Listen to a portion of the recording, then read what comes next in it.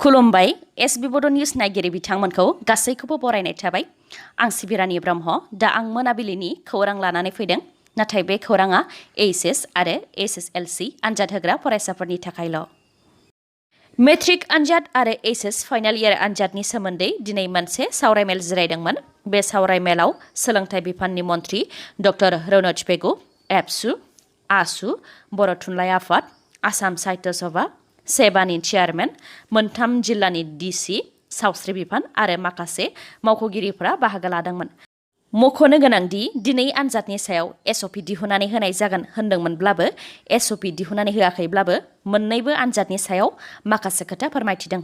गिबियावनो मोन्नैबो आनजाद मेट्रिक आरो एइचएस फाइनाल इयार आनजादा 1 आगस्टनिफ्राय 15 आगस्टनि गेजेराव जागोन होननानै डक्टर रनज पेगु बिथाङा मिथिहोदों। मानोना कभिड-19नि गोसारनाया दा रायजोआव सानफा एफा रुइलांनो हमदों। जुलाइ दानसिमाव आबुङै रुइहैनायनि आसा दङ।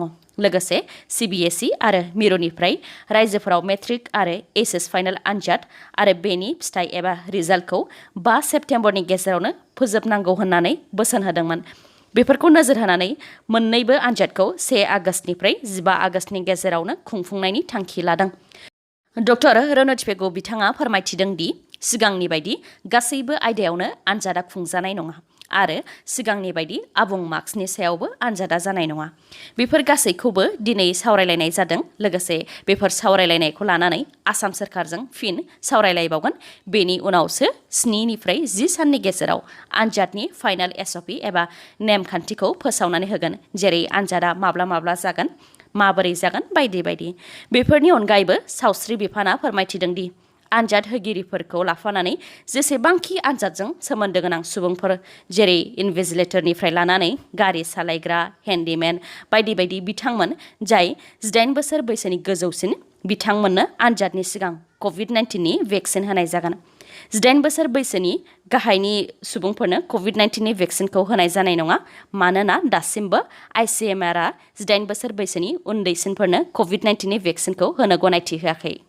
दिनैनि बे सावरायलायनायनि गेजेरजों सोलोंथाइ बिफाननि मन्थ्रि आरो सावस्रि बिफाना गावसोरनि बिबुंथिखौ लाखिनायनि अनगायैबो एबसु आरो आसुआबो माखासे दाबि लाखिदों।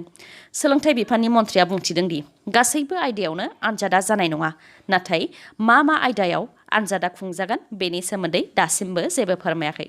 बेनिखायनो एबसु आरो आसुआ दाबि खालामदों दि मा आयदानि सायाव आनजादा जागोन, मोनबेसे आयदानि सायाव आनजादा जागोन आरो बेसेबां मार्क्सनि सायाव आनजादा जामारगोन बेखौ थाबैनो फरायसाफोरनो रोखायै फोरमायनो थाखाय खावलायदों, जाहाथे फरायसाफोरा आनजादनि थाखाय थाग थियारि जानो हायो।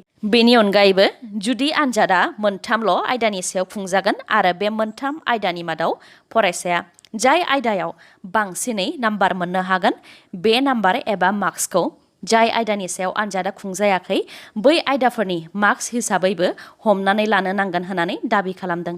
जुदि नोंथाङा बुजियाखैब्ला मोनथाम आयदा जेरै बड', इंलिस, मेथ्स बे मोनथाम आयदानि सायाव जुदि आनजाद जादोंब्ला आरो बड'आव बांसिनै मार्क्स 70 मोनदोंब्ला बे 70 मार्क्सआनो गुबुन आयदा जायखौ नोंथाङा आनजाद होआखै जेरै साइन्स, ससियेल बैफोरबायदिनि थाखायबो जानांगोन होननानै दाबि दैखांदों।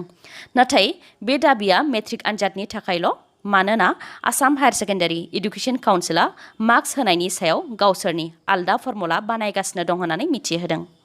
एबसु आरो आसुनि बेफोर दाबिनि अनगायैबो आनजाद मिरुखौ बारायनाय, जेरै बबेबा मिरुआव जुदि सा 400निफ्राय सा 500 आनजाद होगिरिफोर दङब्ला बेखौ खम खालामनानै खाथि खालानि फरायसालिफोराव आनजाद मिरु बानायनानै मोनसे आनजाद मिरुआव सा 100नि खम फरायसाफोरखौल' आनजाद होनायनि खाबु खालामनानै होनाय आरो जिरायनाया एक्स सिस्टेम जेरै सिगाङाव सानै, गेजेराव सासे आरो उनाव सानै। लोगोसे आनजाद सानखालि आनजादनि अनगायै गुबुन जेबो हाबाफारि थाफादेरा, जाहाथे फरायसाफोरा जेबो होंगो दोंगो गैयालासे आनजादखौ हैनो हायो।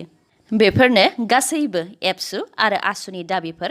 लोगोसे गासैबो फरायसाफोरखौनो आनजादनि थाखाय थाग थियारि जानानै थानो थाखायबो खावलायदों बिथांमोनहा।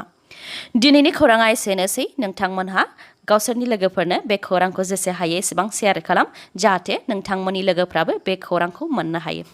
गाबोन फुंनि समाव फिन गोदान खौरांजों लोगो मोनफिनगोन। दिनैनि थाखाय एसेनोसै। गोजोन्थों।